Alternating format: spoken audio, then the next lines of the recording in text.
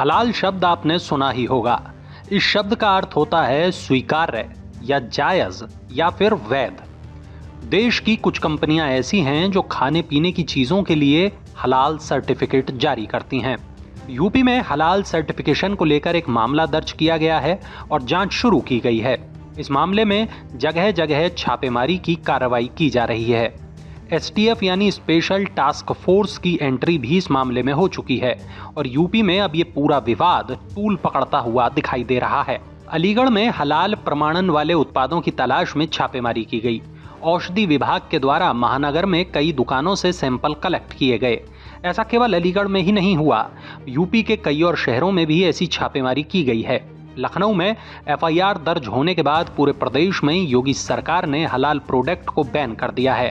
प्रदेश भर में हलाल प्रोडक्ट के खिलाफ ताबड़तोड़ कार्रवाई की जा रही है। हलाल प्रोडक्ट को जब्त किया जा रहा है। इस मामले पर अब सियासत भी शुरू हो गई है। दूसरी तरफ योगी सरकार के इस कदम के खिलाफ हलाल ट्रस्ट कोर्ट जाने की तैयारी में है।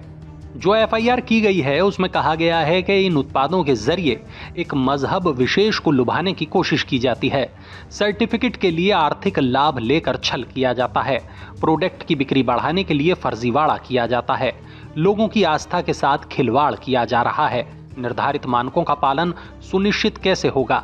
सरकार के नाम का गलत इस्तेमाल किया जा रहा है और सामाजिक विद्वेष फैलाने की ये बड़ी साजिश है।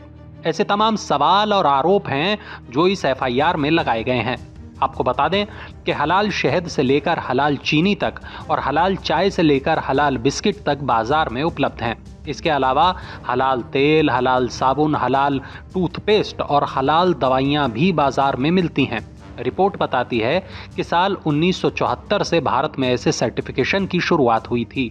दरअसल इस्लाम को मानने वाले हलाल प्रोडक्ट प्रेफर करते हैं। ऐसे में हलाल सर्टिफाइड उत्पादों का बाजार दुनिया भर में है और बहुत बड़ा है। यूपी सरकार ने हलाल सर्टिफिकेशन और हलाल उत्पादों को लेकर जो कार्रवाई शुरू की है उस पर हलाल ट्रस्ट ने कोर्ट जाने का फैसला किया है। कहा है कि वो सरकारी नियमों का पालन करते हैं। वैसे तो कई देशों में ये सर्टिफिकेट सरकारें देती हैं, लेकिन भारत में करीब 1 दर्जन ऐसी कंपनियां हैं जो हलाल सर्टिफिकेशन देती हैं। इंडियन एक्सप्रेस की एक रिपोर्ट के मुताबिक लखनऊ में एक कंपनी और 3 संस्थाओं के खिलाफ गैरकानूनी रूप से हलाल सर्टिफिकेशन देने के आरोप में एफआईआर दर्ज की गई है। सरकार के एक प्रवक्ता ने हाल ही में कहा था कि सरकार बिना सही जांच आदि के बिना खाद्य और कॉस्मेटिक उत्पादों को हलाल प्रमाण पत्र जारी करने की प्रथा पर रोक लगाने के लिए तैयार है। अब सरकार जल्द हलाल सर्टिफाइड उत्पादों की बिक्री पर यूपी में रोक लगाएगी। समुदायों के बीच सौहार्द बना रहना चाहिए, इसलिए सीएम ने कार्रवाई के निर्देश दिए हैं। पुलिस ने चेन्नई की हलाल इंडिया प्राइवेट लिमिटेड, दिल्ली की जमीयत उल्लेमा हिंद हलाल ट्रस्ट और मुंबई की हलाल काउंसिल ऑफ इंडिया और जमीयत उल्लेमा के खिलाफ एफआईआर दर्ज की है।